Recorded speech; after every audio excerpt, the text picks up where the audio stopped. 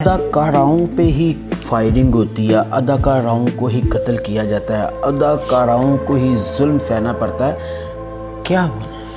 देखिए, मैं अगर चाहूँ ना ड्रामेबाजी करना चाहूँ जी, मैं अपने पे फायरिंग करवा लूँ, मैं अपने पे कुछ भी करवा लूँ, मैंने कभी ऐसा कुछ किया ही नहीं। मेरे साथ जो नेचुरल हुआ है मैं उसके बारे में, मैं अल्लाह के ऊपर छोड़ा हुआ है और मेरे साथ अल्लाह है, ठीक है। मैं कोई 2 नंबर काम नहीं कर रही कि मैं किसी पे झूठे इल्ज़ाम लूँ, मैंने अल्लाह को भी जान देनी है। जो मेरे साथ हो रहा है मैंने वो ही दिखाया है, ठीक है। मैंने और एक्टरों की तरह नहीं कहा कि मेरे पे फायरिंग हो गई है, मेरे पे ये हो गया, हो भी सकता है मेरे पे, वो लोग करवा भी सकते हैं, क्योंकि अक्सर आर्टिस्ट बेचारी के साथ जब जुल्म होता है तब तक कोई हुकूमत, कोई वज़ीर आला, कोई थाना नहीं आता। जब वो मर जाती है, मेरे घर से लेते हैं मेरे भांजे को, और ये पुलिस वाले क्या करते हैं, मार के थाने में जब से ब्लड की उल्टी थी उसके घर छोड़ के बाहर गेट पे फेंक आते, जो कि इस चीज़ के हालत गैर होगी और गार्ड भी इस चीज़ के गवाह हैं। आप बताइए इनको घर का कैसे पता चला? लाहौर में ही मेरठ की धज्जियां उड़ाई जा रही हैं।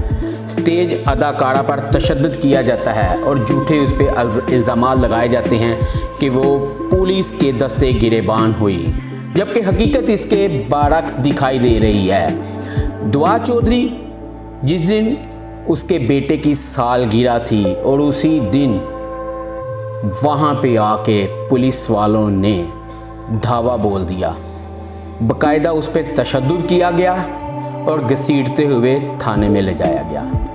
भांजे पर तशद्दुद किया गया, उसकी हालत गैर होगी। अब दुआ चौधरी को कत्ल की धमकियां भी दी जा रही हैं और इसको जान का भी खतरा है।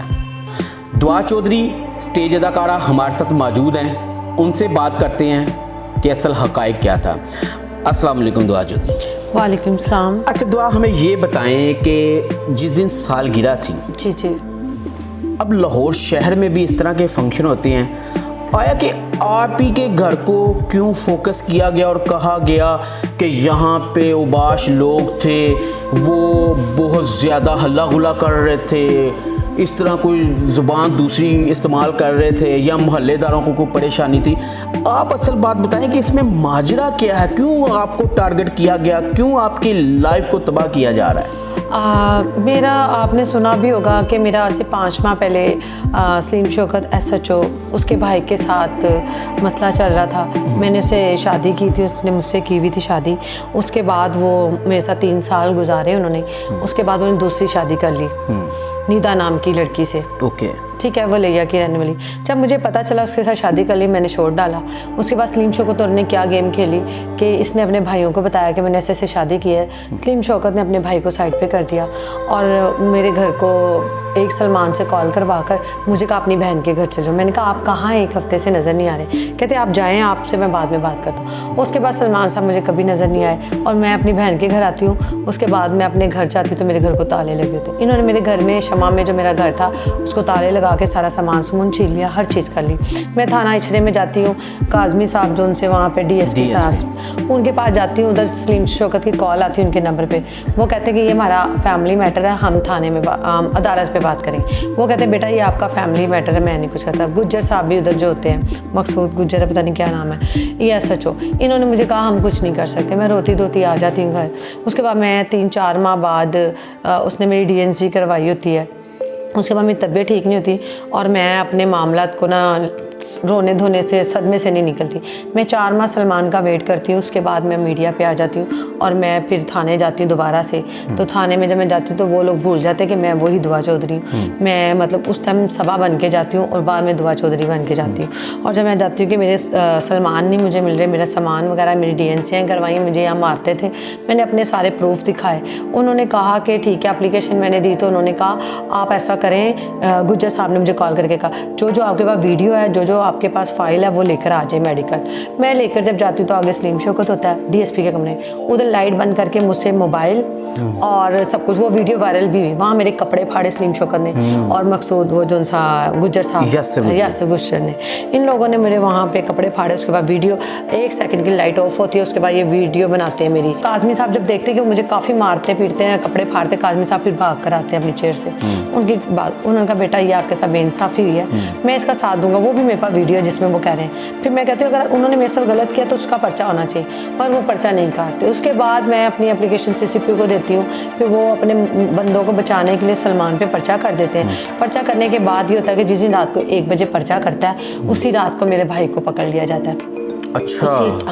उसकी वीडियो तस्वीर मेरे फ़ोन पे आती है कि अगर तुम चाहती हो अपने भाई की ज़मानत, उसको हमसे तैयारी है, हम उसको मार देंगे गोली अगर तुमने आकर साइन ना किए सुलहनामे पे।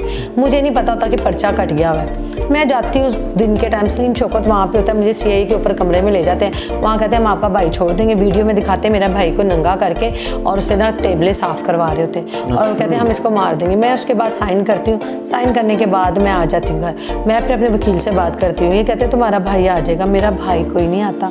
उसके बाद मैं अपने भाई की ज़मानत करवाती हूँ। उसके बाद मैं फिर एप्लीकेशंस देती हूँ कि मेरे साथ ज़बरदस्ती इन्होंने साइन करवाएं और आप रेट करें। वो थाना कोई रेट नहीं करता, कोई कुछ नहीं, यानी आपकी कोई सुनवाई नहीं। उसके बाद ये कहानी ख़त्म हुई और मैंने फिर ना IG साहब को मैंने एप्लीकेशन दी कि जो सीज चेंज हो, तो अब तक नहीं मुझे कोई पैगाम आया वहाँ से, अभी तक कोई मैसेज नहीं आया। अच्छा, ये तो ज़्यादती हो गई, यानी कि आपके भाई को भी पकड़ा और उसके वजह आपको ये FIR जी वापस ले जाए। ये परसों रात वाला जो मामला था जब आपकी अपने बेटे की हैप्पी बर्थडे सेलिब्रेशन में शरीक थी और काफ़ी ज़्यादा आप हैप्पी भी थी, जाहिर सी बात है बेटे की बर्थडे हो, ऐसे ही था। तो ये परसों रात को क्या हो गया? वही मैं आपको बताने लगी। इनकी मैंने वीडियो वायरल कर दी। इन लोगों ने कहा फेसबुक में, जो आप मेरे फेसबुक चेक करें, आप टिकटॉक चेक करें, जिसमें मैंने सलमान शौकत की अपनी शादी की पर्सनल वीडियोस डाली है, ये मुझे कहते हैं डिलीट कर दो। मैंने वो डिलीट नहीं की। मैंने भी उस केस को, हाँ जी, इन्होंने मुझे धमकियाँ लगाई जो स्टेटस पे भी लगी है, मैं आपको दूंगी, आप लगाएं, नंबर भी इसमें होगा, जो कि स्टेटस पे लगाया कि आप भागो लाहौर, हम आपको नंगा करके भगाएंगे। अभी तो ये शुरुआत है हमारी। वो स्टेटस से मुझे पता चल गया। इन लोगों ने मेरे बेटे की बर्थडे, सलमान को भी पता था, मैंने एक दिन पहले अपनी कुछ वीडियोस डाली और अपने बेटे की बर्थडे का विश लिख दिया। और उसके बाद एक मतलब हमारी फैमिलीज होती है, बाहर का कोई बंदा नहीं है। आपने भी वीडियो सारी देख ली है, घर की जो मूवीज़ बनी है उसमें भी देख ली है, और हमारे पास पुलिस वाले आते हैं, वो सारी हमारे पास वीडियोस हैं। आने वाली, थाने में जाने वाली, थाने से हमारे भनोई को भेजने वाली, जो पुलिस लेकर जाती है, जो पुलिस मुझे मारती है उसकी, फिर मेरे बेटे को मारती है, उसके ज़ख्म भी आपने देख लिए। तो कहने का मतलब अगर तो हमें गलत तरीके से पकड़ा जाता, हम आते, तो कहने का मतलब है कि हमारा कोई ड्रिंक, कोई लोग, कोई लड़के लड़कियां कहाँ गए, कोई मौके पे गिरफ्तार होते, कोई गिरफ्तार होते। मेरे भनोई को उनको लेके गए, उनके बाद छोड़ दिया। एक भांजे को और एक बहनोई को, उसको मारते हैं, पीटते हैं। बहनोई को मेरे घर से लेते हैं, मेरे भांजे को, और ये पुलिस वाले क्या करते हैं, मार के थाने में जब से ब्लड की उल्टे थे उसके घर छोड़ के बाहर गेट पे फेंक आते, जो कि इस चीज़ के हालत गैर होगी। और गार्ड भी इस चीज़ के गवाह हैं। आप बताइए इनको घर का कैसे पता चला? बिल्कुल, ये तो सलमान और को पता है, पुलिस को कैसे पता? लेते मेरे घर से हैं, छोड़ने उसके घर जाते हैं। उसके बाद हमें थाने बुला लिया जाता है, हमें नहीं पता हमारा बच्चा घर फेंक दिया। हमें घर से कॉल आती है, हम थाने पहुंचते हैं और काजमी साहब डाले में आते हैं, गेट नहीं खुलता, हम अंदर जाते हैं। काजमी साहब ने देखते मेरे भनोई की आंख पे मार मार के रेड सारा उनकी ब्लड आंखों में आया होता है, और कहते हैं ये ले जाओ इनको, जो कि हम लेकर आ रहे होते हैं। वो भी हमारे पास वीडियो है जिसमें वो कह रहे हैं कि आप लेकर जा रही हैं। हमने कहा अगर आप हम लेकर जा रहे हैं तो मेरे भनोई कह रहे हैं मुझे यहाँ रखो, आप तो मेरे पे पर्चा करो। आगे से काजमी कहता है कि अगर आप हमारे साथ ऊंचा बोलेंगे तो हम यही कहेंगे ना कि आप लेके जा रहे हैं, आप जाएं। वो हमें गेट तक छोड़ने आता है थाने के, हम लेकर आ जाते। जब हम घर जाते बच्चे की हालत देखते हैं, हम हॉस्पिटल लेके जाते। उन्होंने लिख दिया कि आप मुलाजा करवाएं जाकर, और वो कोई मुंशी हॉस्पिटल है उधर जाना। उसके बाद ना बच्चे को ठंड लगने लग जाती है और बहनोई की तबीयत, हमने सोचा कि हम घर जाते हैं, हम लोग कुछ मोटे कपड़े पहनकर तो हम वापस आते हैं। बिल्कुल। हम जब थाने से घर जाते हैं तो घर जाने के बाद सब कहते हैं नाश्ता करके निकले, वहाँ लेट हो जाएंगे। कुछ गेस्ट भी जो हमारे में मामू वगैरह थे वो सब थे। हम सिस्टर के घर गए, मेरे भनोई, मैं, मेरे अंकल और मेरी कज़न, हम सब जाकर वहाँ जब बैठते हैं तो वो हमारे लिए चाय मंगवाते। चाय मंगाने के बाद कहते हैं आप मुझसे अच्छी दोस्ती कर लें। ये कौन कहता है? ये शायद DSP साहब कहते हैं। अच्छा। आप मेरे साथ दोस्ती कर लें, ये हल्फिया बात है, झूठ नहीं है, मुझे मेरे बेटे की कसम झूठ नहीं है। वो कहते हैं कि आप हमसे दोस्ती रखें, आपके घर ऑन ड्यूटी में आऊँगा, आज अभी इसी वक्त इसी यूनिफॉर्म में चाय पिया करूँगा, दुआ तुम्हें कोई मसला होगा तो मैं तुम्हारे साथ हूँ, मुझे आधी रात को तुम। मैंने कहा पहले तो सर मैं कोई 2 नंबर काम नहीं करती जिसकी मुझे आपको ज़रूरत पड़ेगी। मेरा अब तक से लेके पहला मेरा माजी या मेरी ज़िंदगी का आप देख ले कि उधर अगर आपको मेरी कोई FIR या कोई मेरे खिलाफ गंदी बात या मेरा कोई भी स्टैंडर्ड गंदा नज़र आता है तो मैं गुनहगार हूँ। तो मैंने कहा मेरा जब कोई है ही नहीं, मेरा सिर्फ एक है मेरे हस्बैंड के साथ शादी सलीम शौकत के भाई तो के मुझे साथ। बस इंसाफ दें हाँ, आप। उसके टाइम मैंने उसके बारे में मैंने न्यूज़ पे दिया और वो भी मैंने पर्चा करवाया। उसी का खमियाजा अभी तक वही। भुगत रही तो हूँ, मैंने ये कहा सर ये मेरे साथ मामला किया इन्होंने ऐसे मैंने सारी मैंने कहा मुझे आपसे दोस्ती की जरूरत नहीं। मेरे बहनोई ने फिर उन्हें इंग्लिश में टॉक करके कहा कि आप मतलब हम लोग कोई घटिया इंसान वगैरह लग रहे हैं जो आप हमारी बच्ची को हमारे सामने करें, हम आपसे कोई सुलह नहीं करेंगे, हम जान। उन्होंने कहा अगर आप सुलह नहीं करेंगे तो आप पर FIR काट दी गई और आप पे पर्चा हो गया। ये दूसरी FIR तब कटी। हाँ जी। Okay, okay. जब हम जाने लगते हैं उठते हैं हम तो मुझे नहीं पता था मेरे पे मेरी बहन पे भी कर दिया जाता है।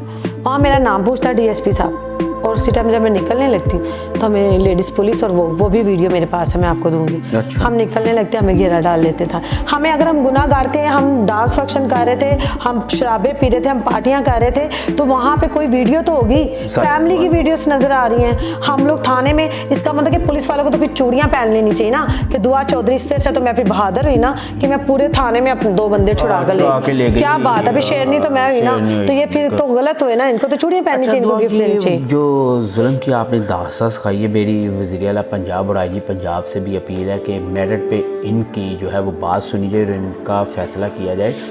ज़ाहिर है एक जुल्म हुआ है, बर्थडे थी, सेलिब्रेशन थी बच्चे की।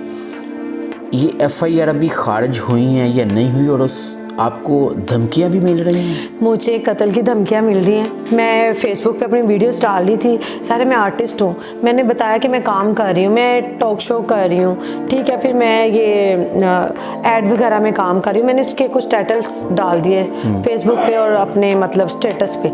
इन्हें समझ आई है, जेलिस हो गए कि मैं काम कर रही हूँ। इन्होंने साथ ही मेरे पे ये कार्रवाई मुझे गंदा करने के लिए, जो कि मैंने इनकी वीडियोस डाली हैं कि मैं काम ना कर सकूँ, मैं उलझी रहूँ केसों में।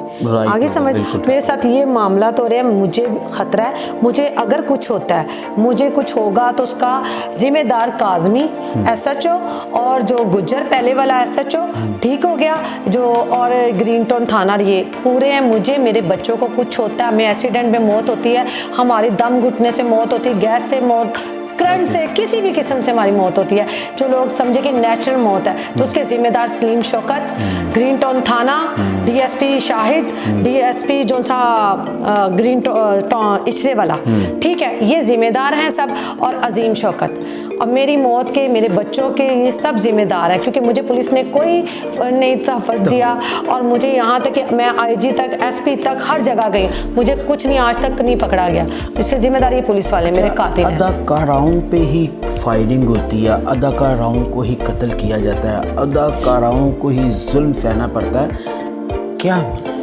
देखिए, मैं अगर चाहूँ ना ड्रामेबाजी करना चाहूँ जी, मैं अपने पे फायरिंग करवा लूँ, मैं अपने पे कुछ भी करवा लूँ, मैंने कभी ऐसा कुछ किया ही नहीं। मेरे साथ जो नेचुरल हुआ है मैं उसके बारे में, मैं अल्लाह से, अल्लाह के ऊपर छोड़ा हुआ है और मेरे साथ अल्लाह है, ठीक है। मैं कोई 2 नंबर काम नहीं कर रही कि मैं किसी पे झूठे इल्ज़ाम लूँ, मैंने अल्लाह को भी जान देनी है। जो मेरे साथ हो रहा है मैंने वो ही दिखाया है, ठीक है। मैंने और एक्टरों की तरह नहीं कहा कि मेरे पे फायरिंग हो गई है, मेरे पे ये हो गया, हो भी सकता है मेरे पे, वो लोग करवा भी सकते हैं क्योंकि अक्सर आर्टिस्ट बेचारी के साथ जब जुल्म होता है तब तक कोई हुकूमत, कोई वज़ीर आला, कोई थाना नहीं आता, जब वो मर जाती है तब होता है। आपको पता है मुगलपुर में जो 3 बाप बेटे मारे गए तो 2 घंटे पुलिस मौके पे नहीं पहुंची। बिल्कुल ऐसे। दुआ चौधरी के घर तो फौरन पुलिस आ गई और वो लाश और वो बच्चा तड़पता रह गया, कहता रह गया कि मुझे हॉस्पिटल लेके जाया जाए, और उसको किसी मोहल्ले ने, किसी थाने ने आकर नहीं, 2 घंटे कहाँ पुलिस थी। और रही बात, मेरे घर DJ चल रहा था तो इमरान खान के धरने में क्या चल रहा था?